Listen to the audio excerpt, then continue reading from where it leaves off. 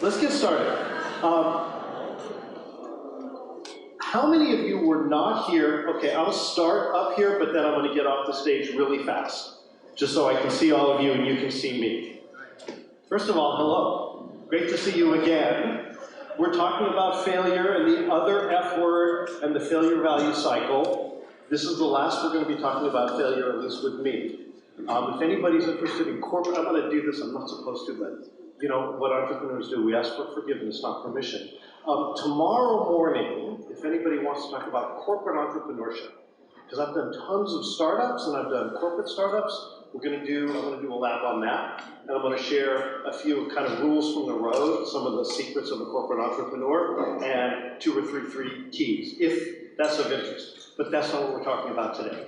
Today, we're going to continue the dialogue that I started yesterday afternoon with The Other F, my book, The Other F Word, How Smart Teams, Leaders, and Entrepreneurs Put Failure to Work.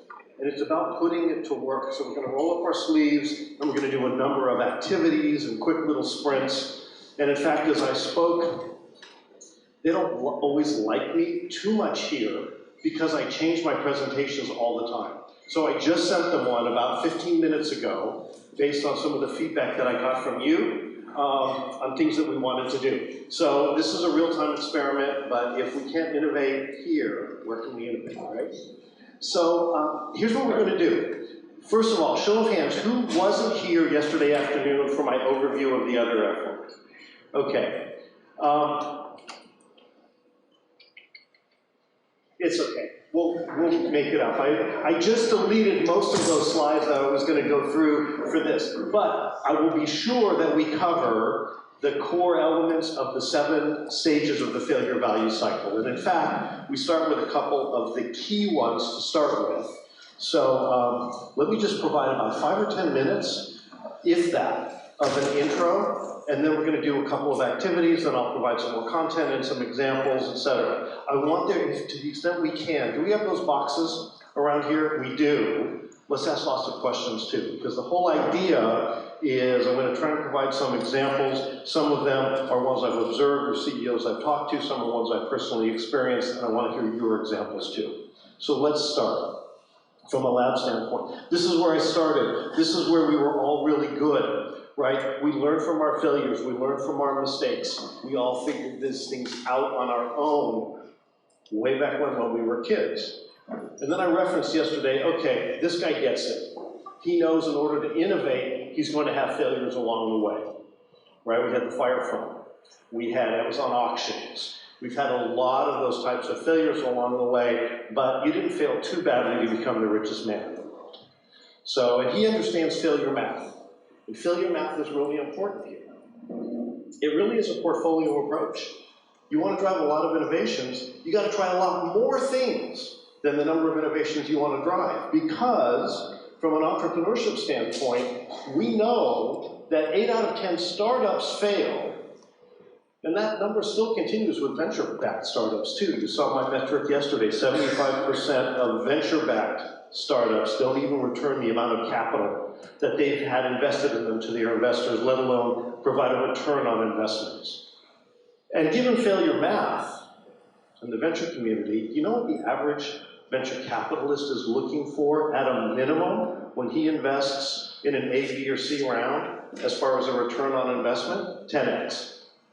Because if he says, look, 8 out of 10 of my ventures might fail, that means I've got to get a return out of those other 20%. So each and every one of those has got to give me the potential for a big return. So that's why we're looking for those big opportunities. Okay, so Bezos really understands the math on that. Yesterday I used the example of Boeing, and we could deconstruct Boeing through the failure value cycle, but there's another one that I find fascinating. Has anybody been following what's going on with WeWork?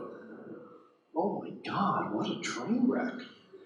Right? And if anybody should understand these things, it should be Masa Son of SoftBank, right? Okay, does anybody here work for SoftBank? I did not check that. Thank you. Okay, so the thing about that, I don't know if you saw the latest, but SoftBank probably put somewhere between 8 and 10 billion in. And the post-money valuation is about 10 billion, which means what was WeWork worth at that time? 0. And they were trying to go public at $45 billion valuation. How did we miss those things? It wasn't until they started reading the prospectus to go public that people started saying, what's actually inside this thing?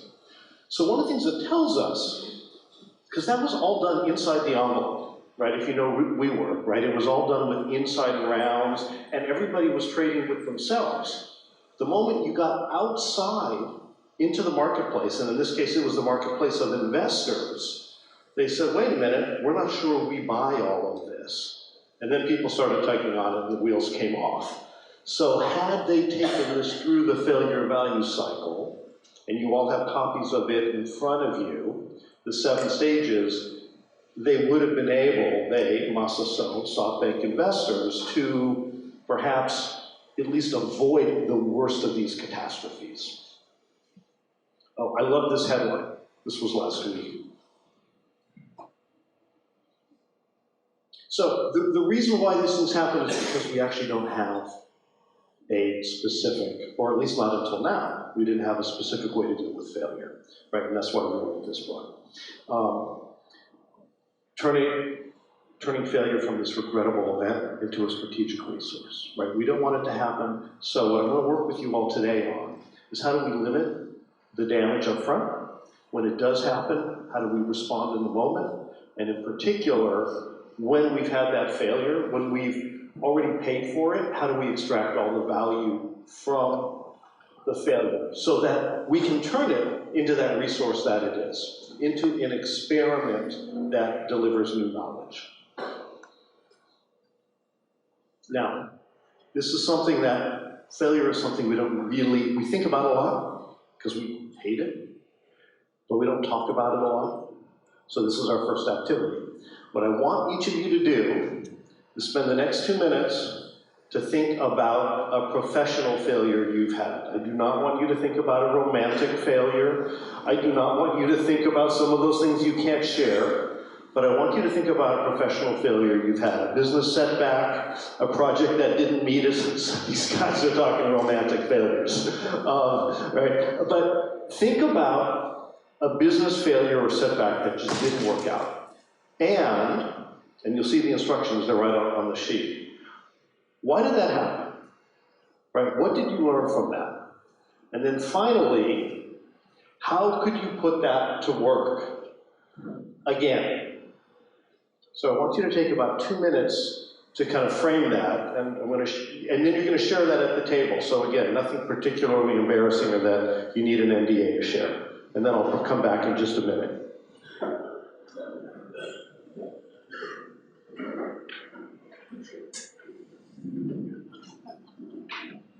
And hopefully you don't need to take notes, because these are your experiences.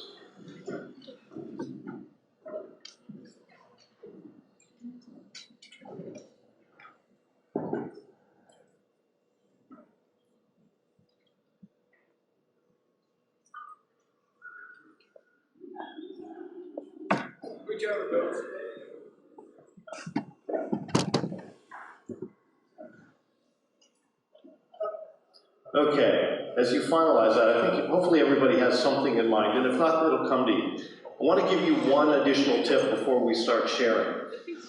This is a great interview question for when you're hiring. Because think about the typical open-ended interview questions you ask. Like, what's your greatest weakness? Okay, I know Beatrice's greatest weakness. She works too hard. You are a perfectionist, right? We all know how to finesse things. But when you say, tell me when you failed, what you learned from it and how you put it to work, that's different. So that's a great interview question. Now, what I'd like you to do is, at your table, start by sharing in groups of 2 or 3, and at a certain point you might want to open up the conversation and start to share a little bit more broadly. We're going to take 6 or 7 minutes, maybe a little bit more, to do that.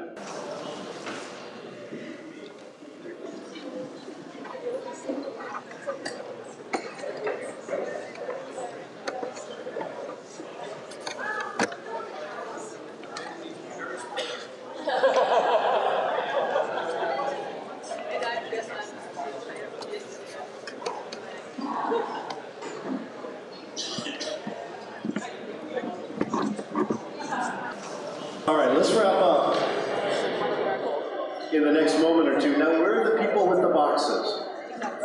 Okay, green box, this table here, please. What color box do you have? Blue box, right here to Philippe.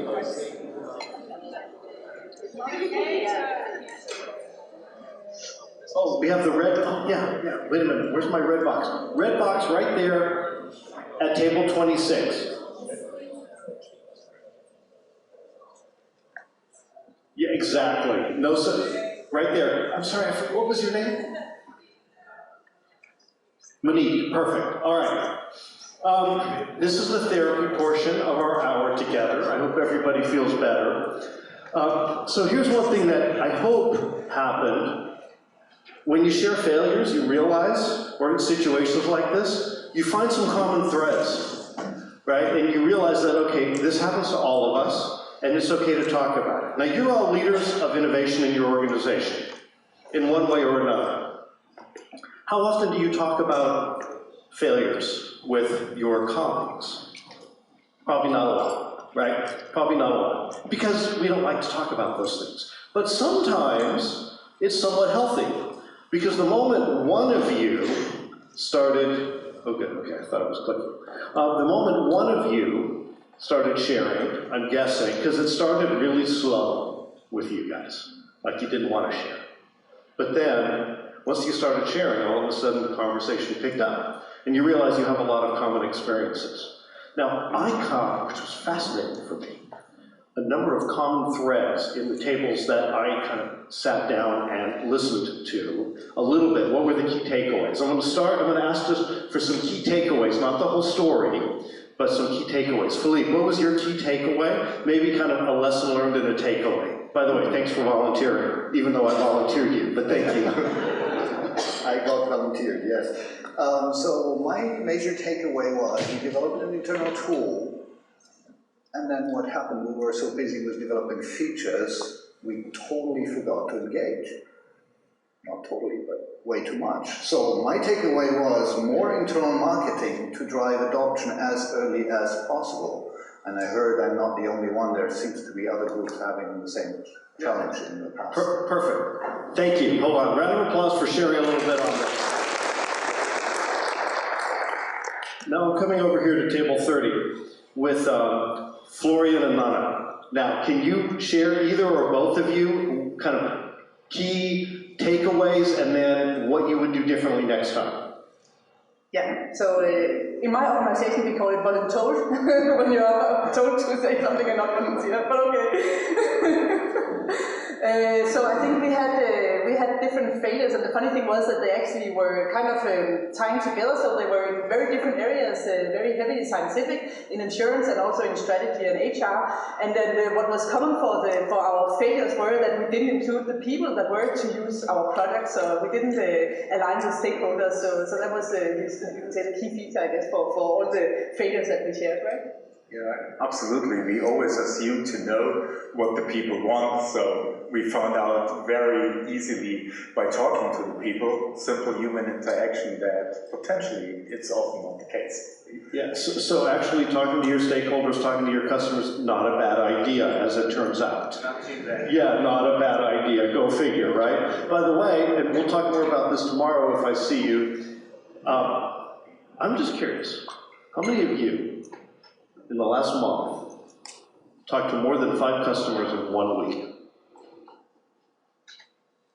Some of you, I'm really glad to hear that. By the way, and this feels about right, it's like sometimes it's like talking to those customers, or it may be in your case internal stakeholders or whatever else it is, but having those communications, right? Because sometimes your customers are internal stakeholders. Having those communications helps get around those assumptions that we, in America, we say, you know what it means to assume? Assume, make an ass out of you and me, right? So it's talking to customers. Okay, finally, Monique, one last set of takeaways, and they may be somewhat of a theme. Go ahead. Yeah, I'm starting to detect this theme here. So we had a similar thing. We actually had an internal stakeholder, important internal stakeholder, When we wanted to roll out something into part of the organization, we assumed that this stakeholder would be all for it and very happy with what we were trying to do. And when we actually had the conversation with the stakeholder, they stopped everything because there was a good reason for not wanting to roll this out into the organization. Yeah, thank you. So a lot of these were somewhat similar, and this is different. I mean, this set of results, of kind of insights, is not what I might normally have expected or something like that, until we take a look at the composition of who's here, right? With our internal audience, with our internal stakeholders, with drivers of innovation, and then you say, okay, one of the key things that so many of you do is you connect and communicate. And when that breaks down from the standpoint of what you need to do to evangelize innovation, to connect all of the dots, when that breaks down, where you make certain assumptions and you move quickly, which is what we're supposed to do, sometimes stuff happens. By the way, the name of the book is The Other F Word. So profanity is allowed, and actually in breakout sessions occasionally even encouraged, so feel free to use whatever F words you want to use. Okay, what do we have next? All right, now we've talked about, we've kind of unburdened ourselves a little bit of this, and this is one of the topics that was included briefly yesterday in our, in my overview of why failure weighs so heavy upon us. It's because of this cycle, this memory of failure and fear of failure cycle, and we try and avoid those terrible feelings that we have. When we think about failures without going through the process that you just went through, where you just tell the failure story and it stops, that ends badly. It isn't until you actually process it, which in my instance, when we get to the failure value cycle and you see it in front of you, is the reflect stage. Reflect is processing it, so you turn it from that regret into a resource. And then the rebound stage is what each of our colleagues here shared with us, what we would do differently, what we learned from it and what we would do differently. And if you forget to do those things at the back end, then you've wasted the opportunity. So there's been a lot of research done about how bad memories, fear, all of those elements kind of shut down the creative process, obviously shut down risk-taking because we don't want to experience those failures again. So one of the questions that I raised yesterday that I want us to do for our next little sprint is this question, and that is, what would you do in your role or organization if you were certain it would not or could not fail? Or as I shared yesterday, there were no CLMs, no career-limiting moves or implications as a result of putting it out there. And I'll share just a little bit more, because I've asked this question with the leadership teams of companies that range from electronics to services to drugs, and in particular, in a few instances, when they were getting ready to present some kind of new innovation initiatives to the board or the CEO. And the general presumption was they were stuck, that everything that was coming out up through the organizations wasn't that innovative. So you ask this, and we would do it in circles about this size. And what we would do would be to ask everybody to write down those 4 or 5 concepts that they've been thinking about, initiatives they would like to do, but that they just wouldn't bring forward because of their concern that it only had a 5% chance of success. What if you knew it would succeed? Then of course you would do it. So what I'd like to do, I'd just like you all to spend a few minutes and think to yourself about some of the kind of more outlandish types of ideas, the highly risky ones, still strategically on point, not completely out there in left field, still strategically on point, but things that you've been thinking about that you say, wouldn't it be great for us, and I'm going to frame it this way, to run an experiment, not to launch a new business, but to run an experiment, to run a pilot, to run a trial, to prototype, to talk to customers about this. And let's see what kind of list we can come up with in the next 5 minutes. And this is more of an individual exercise, and then we'll do a little bit with it. But this is one for you to keep to yourself. So if you have some confidential elements, don't worry about it. I'm not going to ask you to swap this with others. This is going to be a takeaway for you. Go ahead, sir. jotting down some of those kind of, what would we do if we knew it would succeed?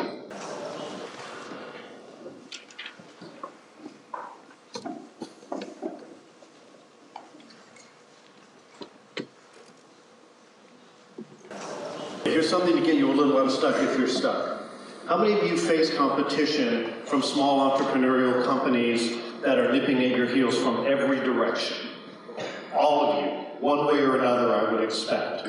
Think about what they are doing.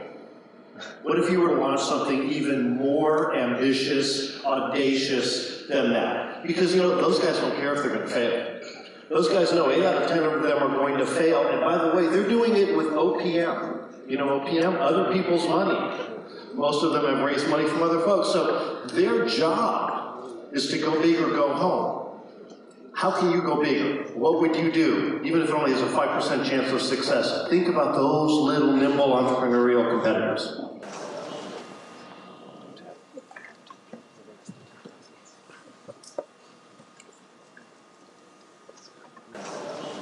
All right, let me give an example or two. This is just kind of an idea starter, but I want you to think about, so that was the challenge I gave you. Now let me share with you a real world situation that's very similar to this. Wells Fargo Bank, most of you are probably familiar with it, American Bank. This is their homepage, and you can see the different types of products and services that they have around there. Credit cards, student loans, along the bottom, up top, wealth management, insurance, et cetera, et cetera. So I was at recently a presentation that was being given around fintech, and this venture capitalist, this investor said, well, there's a Wells Fargo homepage, and here are just some of the companies that are being funded by us and our affiliated funds, and actually it's a little worse than this that are competing, and you can see we're all trying to carve out, each of these companies is trying to carve out one or two, and actually the landscape looks more like this. You guys are familiar with this, right? So if you're not innovating at a level that they are, how do you maintain competitive advantage? Especially when they're each focused on one particular area. Now, I had a conversation with the head of marketing and products for Wells Fargo, and I said, well, what percentage of your innovation projects do you allow to fail?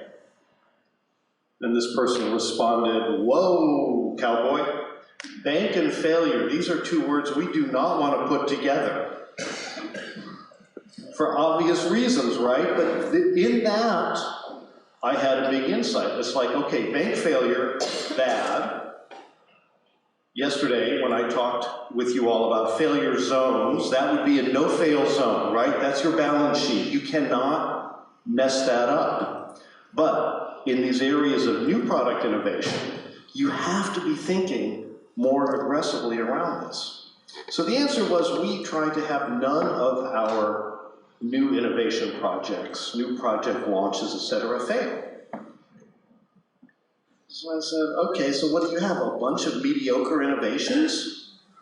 Because mediocre innovation is like an oxymoron, right? It's like, who cares? So what they did was they said, oh, maybe we should have more failures. I go, yes. What you should do is you should set the bar higher. You should say maybe only the top 25% or whatever your percentage is should be allowed to go to the next stage, get funding, whatever, which means by default, all the mediocre innovations should fail. You have to fail them. So they started changing that around, and they said, okay, we're going to set the bar higher, and we're actually not going to progress some of the innovations. Now, do you all have challenges with figuring out how you launch new lines of business, services, and how you test them with your core brands? Because do the brand owners say, I don't want to attach my brand to this new experimental product? That's a big issue. How do you deal with that? I'm looking for some help here. So when we're saying we want to innovate, and we're saying we want to act like these small entrepreneurial companies that create new brands all the time, and you need to launch something or trial something out there. How do you do that without destroying the brand? What do you do? Okay, who's got the boxes? Please help me out, because I know there's a wealth of information here, right here. By the way, when they toss them to you, it's surprisingly light, so don't worry if you see this thing getting thrown to you. Thank you. Well, one of the way we do it. What's your name? Nina Maldonado. Hi. So And Nina, where do you work? I work for Axel, and I used to work for a bank. Okay. So does this feel familiar, by the way? Very familiar. Okay. Yeah. So to that point, one of the things we start doing it is if you want to experiment, you don't necessarily need to start doing it with your own name, with your brand name. So just do it, invent another name, or just do it blank to see if there is receptivity and desirability from your customers before you actually start exposing yourself. So that's an easy way of getting started. So make the brand completely invisible. Yes. Okay, so that's one option. Anybody do something different? Right over here. And then right over there. I love this. Okay, the red one right here. Hi, my name is Astrid. I work for the Swiss Federal Railways, and we have discussion with our brand managers because they aim to transfer our brand, the main brand, from doing railway into doing mobility in the future. Therefore, they really push us to use the brand for every proof of concept and experiment that we do in the market. Which makes it difficult to communicate with the customer because we need to explain to them that the solution is not at the level they can expect a ready-made product. But it does pay in for the awareness of the brand that we're not only railway, but we change or shift into mobility markets. Perfect. Now, I don't know how you do this, but you can always say XYZ, a mobility experiment by the Swiss Railway or something, which does a number of things, right? It brings the brand into play in the way we want, but your customer knows it's an experiment and it's about mobility more broadly. So there's a lot of things that you can do that, if you're going to include the brand, that don't put necessarily the core brand attributes at risk, or at least not much at risk. Thank you for that. There was one more over here. Yes, sir. What's your name? Romain. I work for a travel retail company, so basically we operate shops in airports, and whenever we want to test a new service or a new product, we start small in one of our stores. We talk with the airport first, we say, okay, that's going to be a test store for this solution, and then when the customer enters, we have someone from the store explaining that this really part of the store is something that we test, so we would like to have their feedback on that, and if it fails, then we switch it 2 months later, and we learn from it. Or we try to, at least. So both of you said something that's really important for me, and that's very entrepreneurial as we kind of talk about that, which is it's an experiment, it's a pilot. One of the key things that I always try and focus on when we're launching new projects or doing new pilots is this idea, you don't share it with everybody. We have one more there, great. We don't share this with everybody necessarily. We just focus on this really tight little initial marketplace. And once we figure out it works, then we can expand. Yes, sir, what's your name, please? Yeah, my name is Dennis Nolan. I'm from Sequel Tools. We're an industrial coding tool company. My comment basically is, if you truly create an innovative product, chances are there's nothing else like it. So if you sell through a sales unit or online sales, whatever, you have to do a lot of work to educate. You need to educate your sales people on how the new innovation functions. And you also then have to be able to have them translate it or yourself through either online or directly to your customers. So education is key to getting a product to market. Yeah, education is key, especially if it's new, because people don't know how it works. And again, when I go back, and you probably are familiar with this, one of my good friends, a guy named Guy Kawasaki in Silicon Valley, was ostensibly the first evangelist. He was the first Apple evangelist, because people had to figure out what was this iPhone, what's a Macintosh. So he evangelized to all of the different stakeholders about this vision that this guy Steve Jobs had about simple computing and why they should care, etc. And that concept of evangelism is one that works as we launch new products, and people have adopted it in much more traditional businesses than these startups, where there is kind of this almost religious evangelism comes from, right, religious evangelism, but now we've taken it into the secular world and talked, although people who are Apple fans, it's kind of a religion, right? So, but you'd want to try and get that kind of both knowledge and passion around that, and education as well. Okay, final comments, if not, we're moving on. Great, let's go. Here's another exercise. So, I shared with you this slide yesterday, which is don't always think like an MBA. I don't want us to think like business people here, right now. I want us to think like something else, maybe a higher level organism. Sorry, I can't really share that, can I? Especially since I teach in the business school. But I want you to think about different words to use. I started with a couple. If we say, well, we have this new business initiative, this project, and we're going to launch it, it either fails or it succeeds based on whatever metrics, KPIs, milestones we have, right? And we really make things so complicated with that. But if it's an experiment, no matter what, we have new knowledge. So among your table, talk about the different terms that you use and the way that you frame experiments, product launches, market kind of investigations, whatever they are, in a way that aren't binary, and where if you don't end up succeeding or hitting your objectives, it becomes a stain on your career. Talk about what doesn't work and what does. We'll break up, come back in 5 minutes. I'm going to join a few tables too.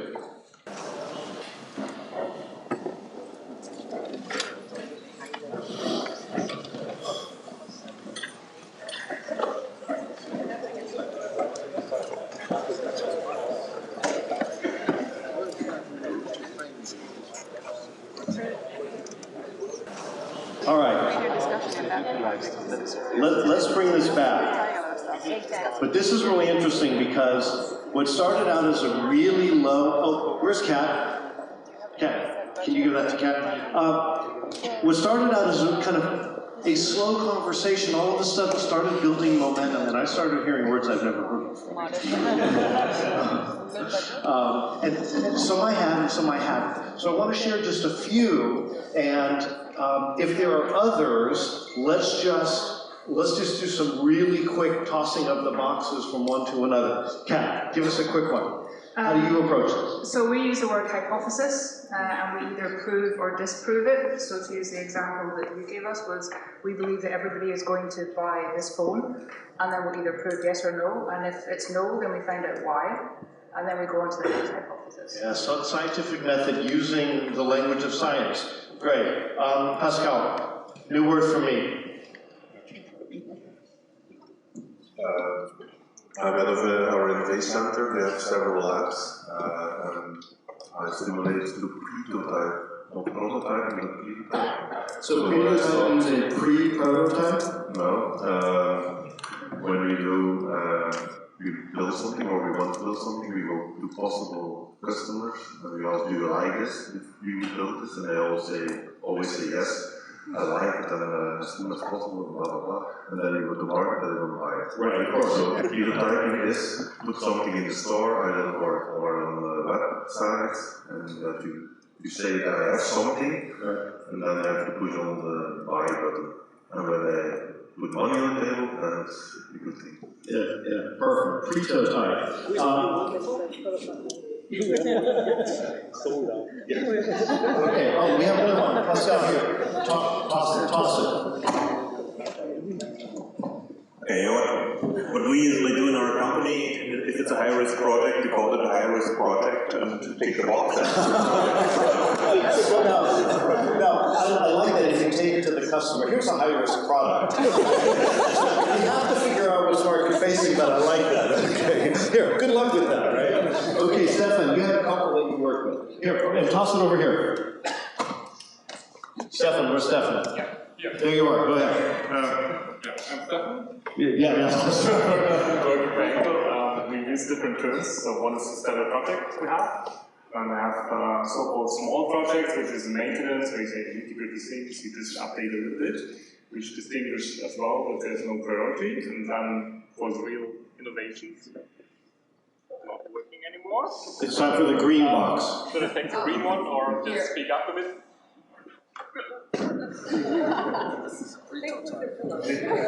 So, we use the word lab launch. So lab launch is something of small quantity, still in the quality the best you can get. So you try, it expresses that you try to bring it to the market, but it's more than a prototype. Yeah? So it's not this fragile thing you put somewhere and say, oh, this looks that's like, it should be, yeah? So it's really real product, small quantity in the market, and then we check if it's going to accept it or not.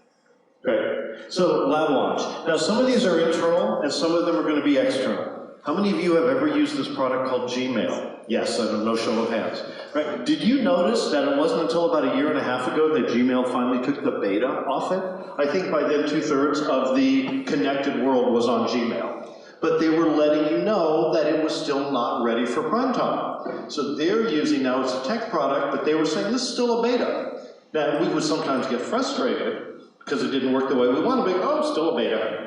We gave them the benefit of the doubt, right? So there's a lot of things we can do. Now what does any of this have to do with failure?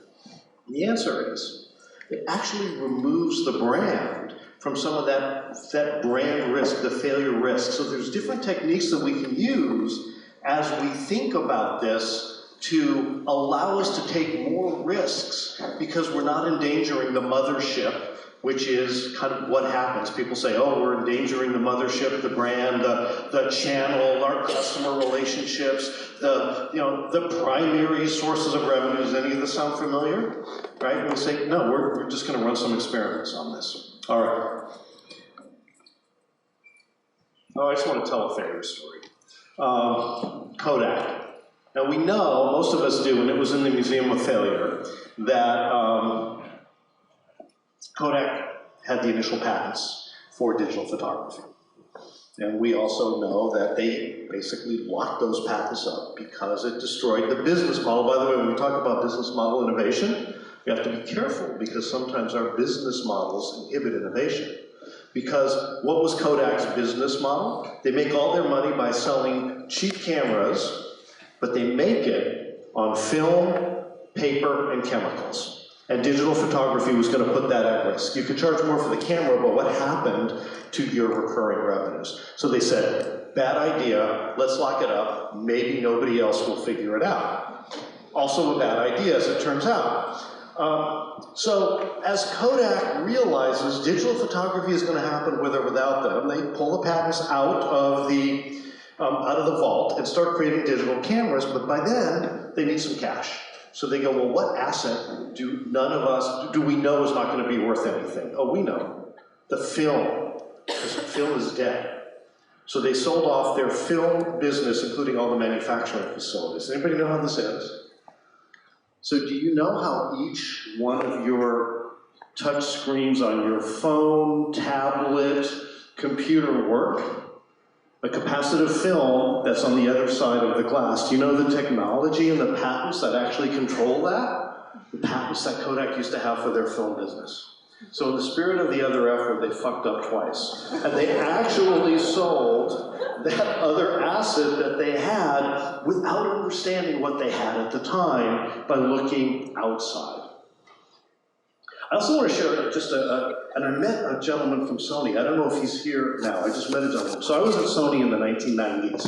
I ran e-commerce for Sony. But it was fascinating because at the time we ran e-commerce, when I launched the website, it was a website and a 1-800 number. Some of you are old enough to remember those days, right? And we needed to go ahead and figure out how to accept credit cards online. So, as it turned out, I thought all of the other commercial applications sucked, and just like you, I had a lot of money. I could buy whatever I wanted. I had the corporate resources behind me. I ended up building my own e-commerce platform that worked really well. It worked so well that people started coming to me and saying, can we use your e-commerce platform? And I got on the plane and I flew to Tokyo, and Sony said, no, we're not in the e-commerce business. They were actually kind enough to let me spin that technology out of Sony for a perpetual license that they still have. And I took that through funding and growth. That was my first, so it was corporate entrepreneurship, then entrepreneurship, and ever since then I've just been hooked as an entrepreneur, and Google now owns that technology, so that was pretty cool. But while I was at Sony, a lot of things happened. Sony failed really badly early on with one key thing, but then they learned from their failure, and I want to tell that story. Good. Let's get in the Wayback Machine and go back to the 1980s, okay? Remember these? Oh, what other story? The gentleman that was talking about people say they want one thing, but they buy something else or they don't buy anything. There was a story inside Sony. They were launching, some of you may remember this, they were launching a new sports Walkman and Discman that was yellow. Anybody remembers the yellow Sony Discman, Walkman, whatever? And they asked a bunch of people, they said, what do you think, is this cool? And the people said, yes, I would buy that in a heartbeat. And they did all of this, so they asked them, and then on the way out, they said, well, we have a surprise for you. On your way out, pick up the Walkman of your choice. And they had a table with black Walkman and a table with yellow Walkman. There were like 2 yellow Walkmans taken and 150 black ones taken. So they had to rethink that because what your customers tell you and what they do is different, which is why we have to run these experiments and we have to fail along the way. I digress. All right, Sony in the 1980s. You guys remember these? Right, we remember these? Okay, which technology was better? Beta was better. I'll give you the answer. Beta was better. It was a better technology than VHS, the video home standard. However, the video home standard won. This was a standards battle, 2 different size tapes, 2 different technologies. And there were hundreds of millions, if not more, dollars at stake, not just for the sale of the recorders, but the tapes and the licensing fees and all of that. Hold on. Okay, so the VHS standard won. Now, wait a minute. The beta standard was better. Why did VHS win? The technology was better. And so was the time-shifting technology. You could actually program the Sony Betamax, whereas all the VHS machines just flashed what number? 12 o'clock, thank you, exactly. It's because people didn't want a time shift. They wanted to see movies at home. You could finally see movies at home. You didn't have to wait for it to come on Sunday nights at 7 o'clock or go to the movie theater. This was huge. The VHS people figured it out. They went out to all the movie studios and licensed all of the movies to their standards. So when they released the videotapes with all these movies, people said, well, I want to play the movies, so they went out and bought the VHS machine. It wasn't about the technology. It wasn't about the value of the core technology. It was about the benefit that was there. And the benefit was, we want to watch media and movies at home. So what's next? Vinyl. Vinyl shifts, music shifts from vinyl to CDs. What's cool is we get to bring our vinyl out now, right guys and gals? It's like, how many of us are still listening to vinyl? My kids now say, Dad, there's this group called the Rolling Stones, and I see you have an album. And they go, yeah. Okay, but we went to CDs. It's like at one point I was cool. We went to CDs. What did Sony figure out? By the way, standards battle, there were 2 competing standards. Sony figures it out. They buy CBS and Epic. They buy CBS Music, which is Epic in Columbia. They release the catalog on the Sony standard, they win, right? Sony Music is formed, and Sony's standard wins. It's for Sony. Remember those nasty VHS tapes? This is the next shift in technology. Think how fast these technologies are shifting, right? So the next shift in technology, by now Sony has it figured out. What does Sony do? They buy a movie studio. They release all of the films on their standard wins. So by now, the Sony standard has beat out all the competing standards. Why? Because Sony figures out the value, the underlying value, and that's what's driving their decision-making, including they're spending a lot of money, not off their income statement, but they're putting their balance sheet to work by acquiring strategic assets that enable their other businesses to work. Really a brilliant strategy. Next, we move from DVDs to high def. Again, high def versus Blu-ray. Sony's is Blu-ray. Sony wins again. Anybody know why or how? Not this strategy. By now, the entertainment companies have been acquired. Everybody has figured this out. So what Sony does is it delays the release of the PlayStation 3 until it can embed a Blu-ray player in it. Once it releases it, there are tens of millions of Blu-ray players out there. All the content owners go, oh, we're going to Sony. So Sony had that all figured out until this happened. I mean, how did they do that? How did Sony mess it up? Right? They had all the media assets, they had all the electronics, they had it all figured out. By the way, I'll tell you why, because I was at Sony at the time. The charismatic founder of Sony passed away, Akio Morita. And his successor was a talented guy, but all of a sudden the silos happened. And none of the divisions, the media divisions, the electronic divisions, whatever, would talk to each other again. Morita would force them to work together. By the way, this is probably, do you guys ever deal with silos? This is why we need buy-in on our innovation strategies from the very top. This is why, with Ide-san, he would talk about what worked and what didn't work, and he would bring people together, and this is one of our challenges. We need to make sure that our leaders, I'm gonna go right there also, are willing to address this topic about how things don't always work. Okay, let's do our next project. Failure value cycle. Respect the fact that failure happens a lot, rehearse for it, recognize it as fast as you can. React in the moment, and then reflect upon it, rebound, reflect. What just happened, right? The Netflix story, right? Oh, people could leave because we didn't have our original content. Our rebound strategy is to create original content and then find ways to remember it. So my challenge to you now, I'm not going to go through these. Let's go do the exercise. I'll come back if we have a few minutes. Wow, I have more stuff than I thought. Oh man, that's such a good one.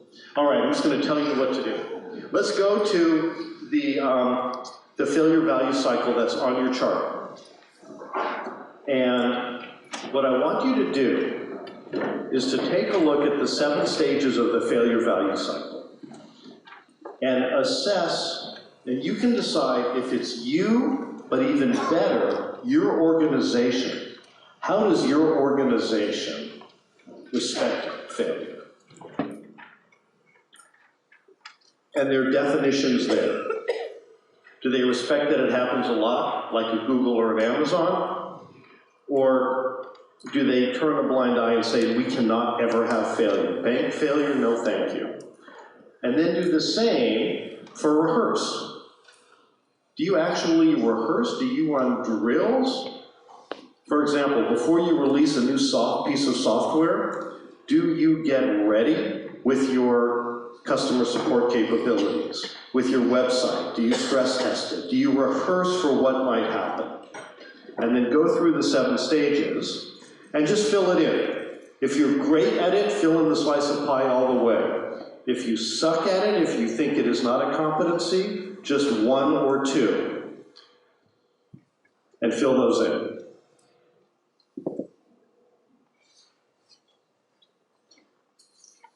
And we'll do this quickly. Make some quick assessments, take 2 or 3 minutes.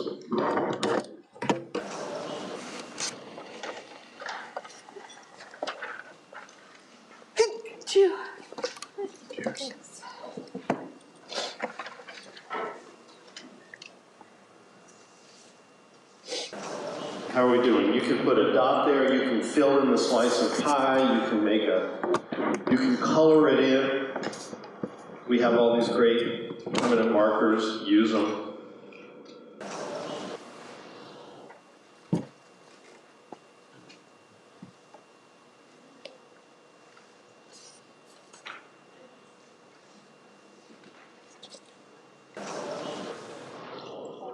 All right, we can sit here and keep the homework going, but each of you can take this with you, and I think we have some extras as well.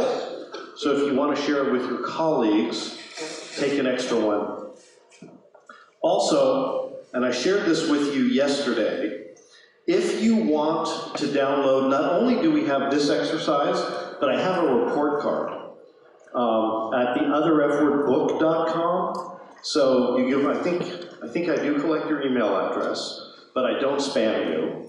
And you can download the first 5 chapters of my book for free. You get a report card. You get this spider diagram. There's a number of things there if you want to continue to play with it. And I guess in a shameless promotion, my publisher would hate it if I didn't say go to Amazon and Google Coopersmith and the Other F Word, because the book is available there, of course.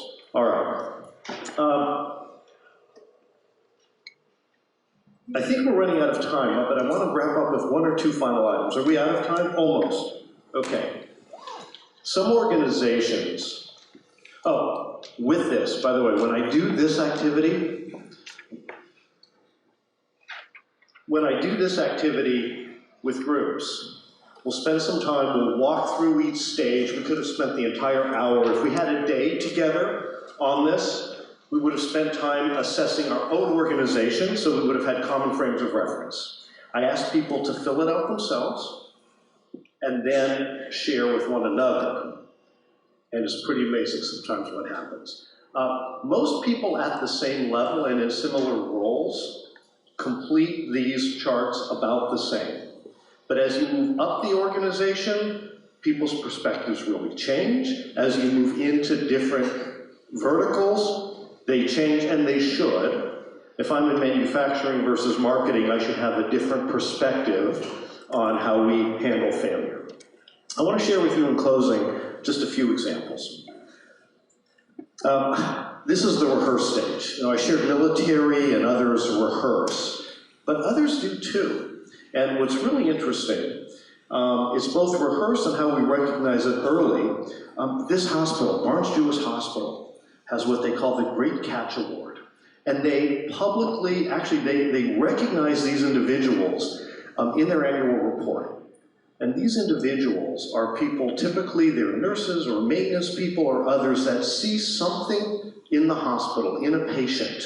Something's wrong, a plug that's unplugged that is supporting an essential piece of equipment, a patient who just doesn't look quite right and they call the doctor in the middle of the night that saves somebody's life.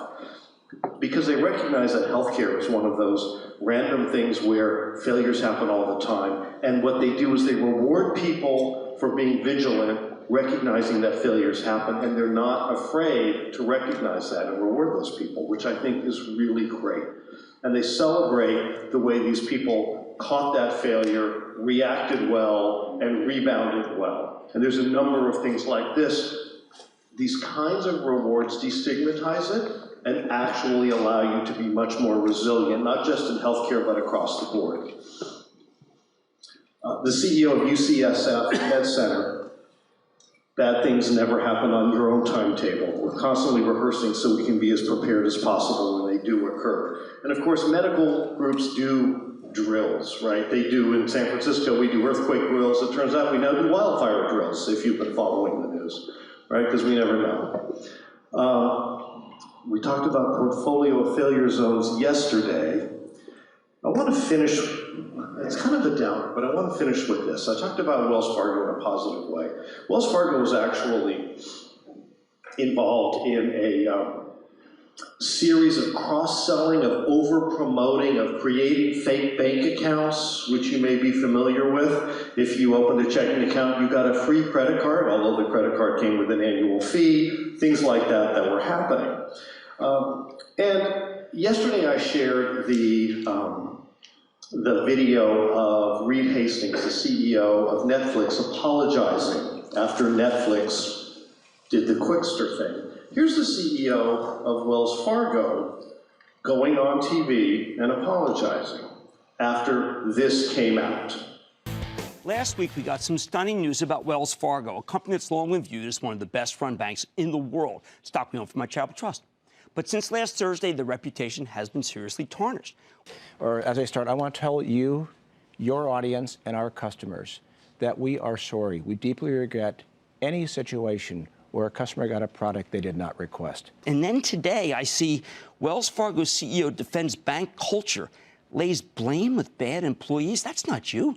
Unfortunately, 1% of these 100,000 who are in a seat at any one time in the year, they didn't get it right. Just 1,000 of them got it wrong, organically. The next day,